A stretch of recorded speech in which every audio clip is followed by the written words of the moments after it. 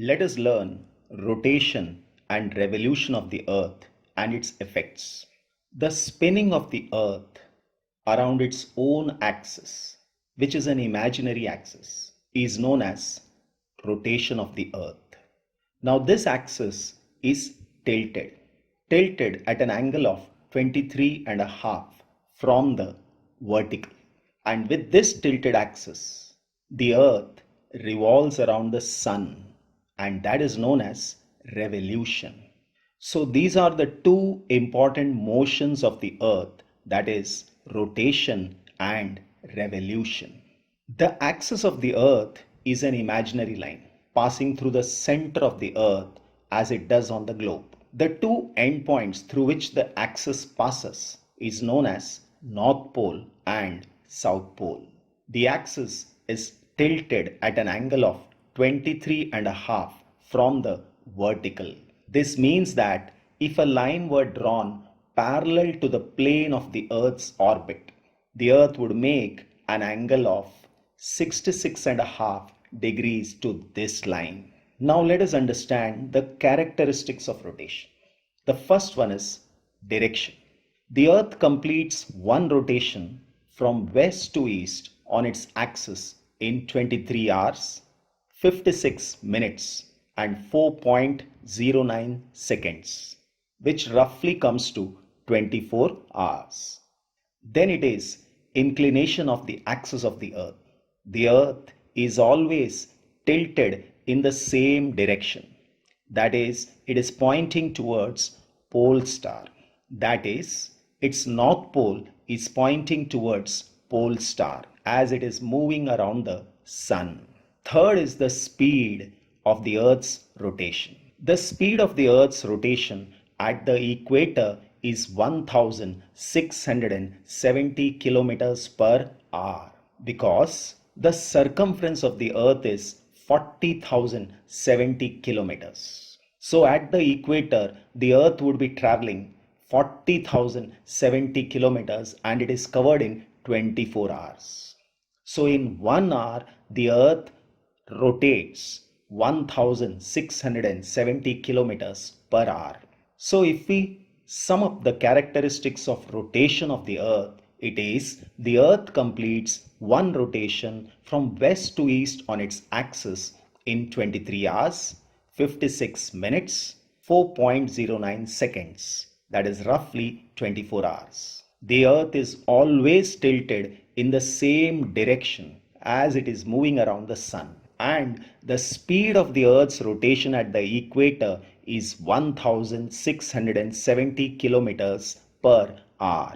Now let us learn the effects of rotation. The first and the important effect is the day and night are caused by the rotation of the earth on its axis. This is because a part of the earth faces the sun and it has day, and the other part which does not face the sun has night.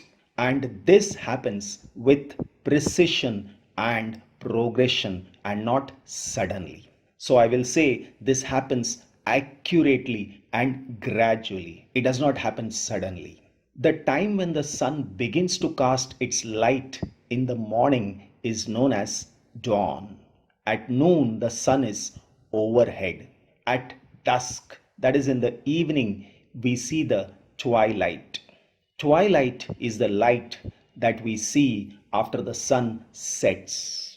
So here the sun is disappearing in the sky. At night, we all know it is so beautiful and completely dark. The duration of the day and night is not equal at all the places on the earth.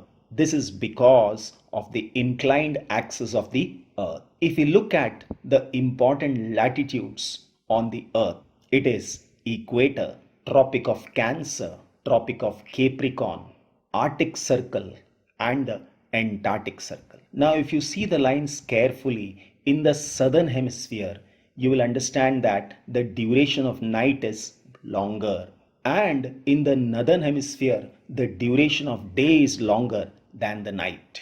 The reason is the northern hemisphere is facing the sun and the southern hemisphere is facing away from the sun. But if you look at the Arctic Circle and Antarctic Circle, the Arctic Circle is completely in day. So when the Earth is rotating, the entire region beyond the Arctic Circle will have day. There the sun will not set. Whereas in the southern hemisphere, beyond the Antarctic Circle, you will see it is completely dark. And here the sun will not rise. The length of the day varies with respect to even seasons as well as latitudes. So the length of the day varies with respect to latitude but also seasons, and we shall be learning about them gradually. Then it is the sunrise and the sunset. This happens because of rotation of the earth. Then it is the Coriolis effect. Now we all know that the earth is spinning at a great speed. At the equator it is 1670 kilometers per hour. Second, we have learned that because of the spherical nature of the earth, different part of the earth receives different amount of sunlight. So there is difference in temperature at different places. Because there is difference in temperature, there will be difference in pressure. Some places will have a high pressure and some other place will have a low pressure. And because of that, the wind moves. The wind always moves from a high pressure area towards low pressure area. Now when the wind is moving on the surface of the earth, the wind bends.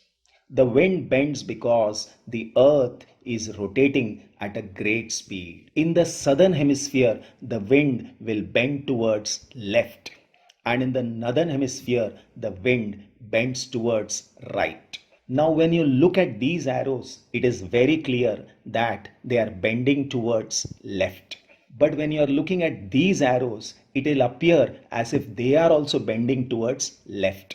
But for the arrows in the south, you will be looking from the southern end. Similarly, for the arrows in the northern hemisphere, you have to look at it from the northern end. Then you will see that they are actually bending towards right. So the wind in the northern hemisphere always bends towards right, and in the southern hemisphere they bend towards left. But in the equatorial region, that is region between 5 degree north and 5 degrees south, the wind does not bend.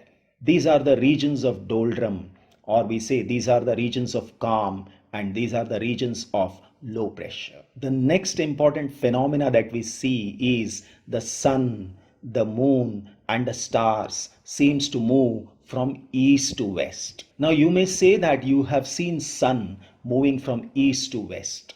What about the moon and the stars? But actually, if you see in time lapse, you will understand that they all are moving from east to west. This is because the earth is spinning from west to east. Now this effect is similar to what one experiences while sitting in a train and looking out of the window. What do we see? We see the trees and buildings and everything moving in the opposite direction to that of the train. The reason is the train is moving at a very great speed. The same happens with the earth. When you look at the sky, it appears as if the sun, moon and the stars are moving, but actually the earth is spinning on its imaginary axis. Then the earth also generates centrifugal force. Centrifugal force is the force that is generated from the center towards the periphery, that is towards the edges. This is because the earth is spinning at a very great speed. It is the same effect that we see every day in our kitchen when we are operating a mixer. All the chutney will come and stick on the edges of the glass. And this is the reason that along the equator there is a bulge in the earth, and the earth is said to be geode shape. Then rotation also causes difference in time, because when the earth is spinning, some part of the earth has day and some other part has night. Some part of the earth there is sunrise happening and somewhere else the sun is setting. So different part of the earth will have different time. Then the short rotational period makes the variation of temperature between day as well as night moderate. So neither day nor night is extreme, it is moderate. The rotation and revolution also causes seasons and variation in the length of day and night, and we are soon going to learn that. So let us summarize the effects of rotation. The effects of rotation are occurrence of day and night, sunrise and sunset, Coriolis effect. The sun, moon, and the stars seem to move from east to west. Centrifugal force, rotation, and we have seen rotation causes difference in time. And the last one is the side of the earth. Now we have seen that the earth is spinning around its own axis, and this axis is tilted. With this tilted axis, when the earth revolves around the sun in an elliptical orbit, that is the orbit that appears like an ellipse. Ellipse means an elongated circle. So when the earth is revolving around the sun in an elliptical orbit, we call it as revolution of the earth. And this leads to various phenomena. The earth moves at an average speed of 29.8 kilometers per second, or it is easy to remember 1 lakh kilometers per hour. So earth is spinning at a speed of 1670 kilometers per hour, and the earth is revolving around the sun in an elliptical orbit at a speed of 1 lakh kilometers per hour. Now if we see the revolution, the sun is not exactly in the center of the ellipse. Because it is not at the center of the ellipse, the earth, when it is revolving around the sun, there are times when it is closer to the sun, and there are times when it is far away from the sun. When the earth comes closer to the sun, that time the speed of revolution around the sun increases. And when the earth is away from the sun, the speed of revolution reduces. This is mainly because of the gravitational force of the sun. Now, the earth completes one revolution around the sun in 365 days, 5 hours, 48 minutes, and 45.51 seconds. But we roughly take it as 365 days and 6 hours. Now to adjust this 6 hours, we have the concept of leap year. And leap year comes once in 4 years. So on the 4th year, February, instead of 28 days, we have 29 days. And in this way, we adjust this 6 hour. Let us learn the effects of revolution of the earth. The first effect is the seasonal changes. Because of the revolution of the earth, we have in the first phase summer, in the second phase rains, in the third phase it is retreating monsoon, and in the fourth phase it is winter. Now how does this happen? Suppose we take these 4 positions of the earth. In the first position the date is 21st of March. In the second position it is 21st of June. In the third position it is 23rd September, and the fourth position it is 22nd December. When the earth is in the second position, if you look carefully, the northern hemisphere is facing the sun. And when the earth is in the fourth position, the southern hemisphere is facing the sun. But when the earth is in the first position or in the third position, none of the poles are facing the sun. So the inclination of the earth's axis does not have any impact on the sun rays that it receives. So on 21st of March, vertical rays of the sun falls on the equator, and the entire earth has equal day and equal night. But as it is moving from the first position to the second position, slowly the northern hemisphere tilts towards the sun. So in the northern hemisphere, the days become longer and the nights become shorter. And this gives rise to summer conditions, and we say in this phase it is summer in India. On 21st of June, the vertical rays of the sun falls on the Tropic of Cancer. This is the maximum inclination of the Earth's axis of the northern hemisphere towards the sun, and this is referred to as summer solstice. As we come to the third position, once again the day and night are equal, and in this phase India experiences rain. When the earth comes to the third position, entire earth has equal day and equal night. And as we come to the fourth position, the date is 22nd December. The southern hemisphere is facing the sun, and the vertical rays of the sun falls on the Tropic of Capricorn. And this is the time the northern hemisphere experiences winter solstice. So the first and the third positions are referred to as equinox because it is equal day and equal night. The first position is referred to as spring equinox, and the third position is referred to as autumn equinox. Then, as the earth is revolving around the sun, there are times when the earth is closest to the sun, and this position is called perihelion. And when it is furthest from the sun, it is called as aphelion.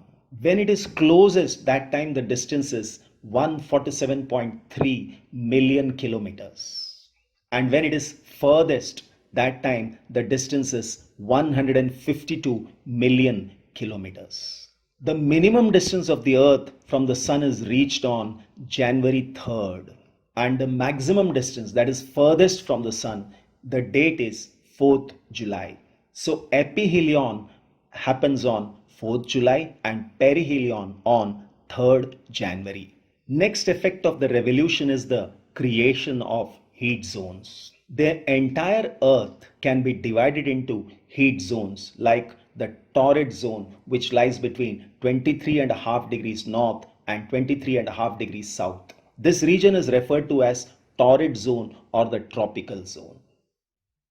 Beyond 23.5 degrees north as well as south up to 66.5 degrees, the region is temperate zone.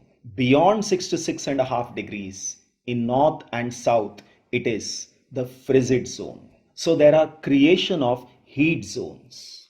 This again is because of revolution of the earth. So if we sum up the effects of revolution, it is first one, the seasonal changes, inclination of axis and the seasonal changes, perihelion and aphelion positions, and creation of heat zones. Thank you.